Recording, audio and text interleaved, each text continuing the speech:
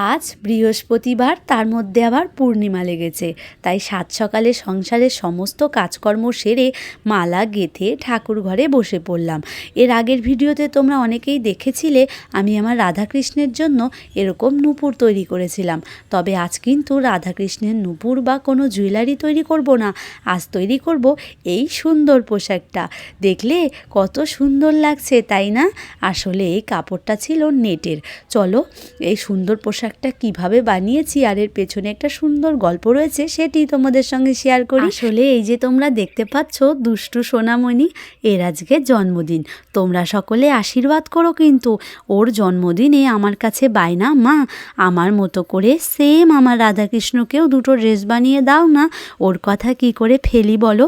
আসলে ওর হাসির থেকে কোনো কিছুই আমার কাছে বেশি মূল্যবান ছিল না, তাই ওকে সেম রকম করে ড্রেস বানিয়ে দিয়েছিলাম, পাশাপাশি রাধাকৃষ্ণর জন্য বানিয়েছিলাম।